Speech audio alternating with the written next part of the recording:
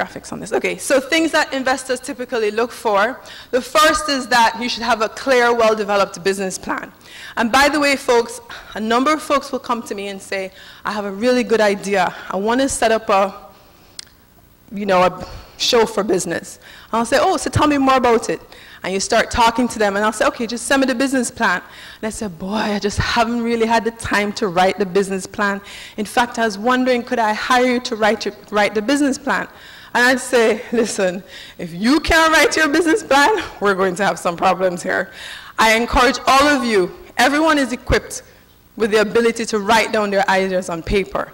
They're key basic elements that every business plan should have. You can Google it, you can talk to us here, but you must have your business plan written down. It will help you to figure out where the gaps are, it will help to refine your thinking, and it will also help you to be able to start marketing your idea and have a better shot at raising money. One quick point, kind of sub-bullet, make sure your business plan is really clear about why you are differentiated in providing this good or service versus others, i.e., how are you going to win? You must be able to convince an investor of this, because remember, they're placing their capital with you. The second thing, and Jay spoke about this, there are various risks associated with every business. You should be clear about identifying what those risks are. In fact, you have a better shot of raising capital if you're really upfront about this, because the investor has probably seen these risks in other businesses many times and can help you with it. And they'll also think that you're fairly transparent and very smart, forward thinking, because you've now started to identify what could go wrong in your business. Coupled with that should be risk mitigating strategies. How are you going to address these risks? What are your plans? And again, usually when you're raising capital, as a dialogue starts and you've gotten past the first meeting, the investor wants you to succeed because they want to make money along with you. They will help you flesh out these risk mitigating strategies. It's very important to have this. Strong management team. So I'll say, gosh, that chauffeur business sounds great. How are you going to source the drivers? Where are they coming from? How long have you known them? How long, what's their track record, their resume, etc. You need to have a strong management team. It doesn't mean you have to identify a 7, 10-person management team. You need to have at least 2 key people. Somebody who's going to run your operations if you're going to be the head of the business and you're focused on selling and external relations. If it's a very technology intensive business, you need to have someone who's going to be your CTO or your app developer, but you need to have the key positions identified, even if they're not yet already on board, because we're going to be looking to see what's the strength of the management team. And just as a quick point / aside, for those of you who are starting up businesses, and you say, gosh, I don't have the management team in place yet because I'm starting up the business, so we don't have a track record of working together in this business yet because I'm starting up this business. We want to know, how long have you known each other?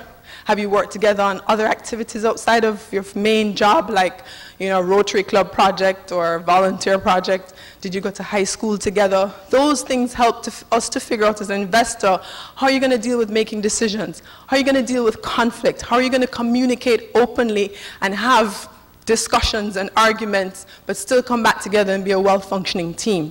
The strong management team can be shown in many different creative ways, but it is very important. We also, second to last thing we're looking for is to see that you have skin in the game.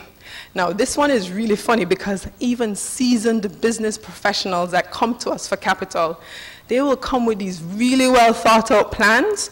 They'll say, yeah, man, we want you guys to put $30 million US into this business. We're starting it up, but we have really great customer relationships. And we say, great, how much money are you putting in? Well, look, I bring the idea, I bring the customer relationships, and I don't have any money. So we said, but if this business goes south, we lose our 30 million. That's very clear what assets we're losing. What do you lose? Not much, because you move on to the next thing. So we need to know that you have what they call skin in the game. If something goes wrong, you're taking a hit as well. If you don't have cash, we need to know that your reputation is going to be severely damaged, or that you've put all of your savings, even if it's just $5,000, into this business, and if it goes belly up, you'll be bankrupt. We need to know that you're going to do whatever it takes to get this business to be as successful as possible and achieve its full potential. So showing the investor how you have skin in the game, whether it be cash, and that's the easiest one, so if you could just have cash, that would be great, but whether it be, everything, kind of your sweat equity, all these relationships, that would be very helpful. Just to be clear, if there's no skin in the game, it's a non-starter. For me, this is a deal breaker. So someone could be super smart, well thought out business plan, great valuation. They have no skin in the game, and I'm just being polite to get to the end of the meeting, and I will never, ever, ever invest in their business.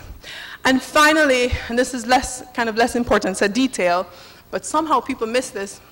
We're looking for what are your uses of the funds. So you'll say, boy, I need 30 billion US dollars. Okay, let's be more relevant to the group here. I need like 10,000 US dollars. And I'll say, great, so what do you need it for?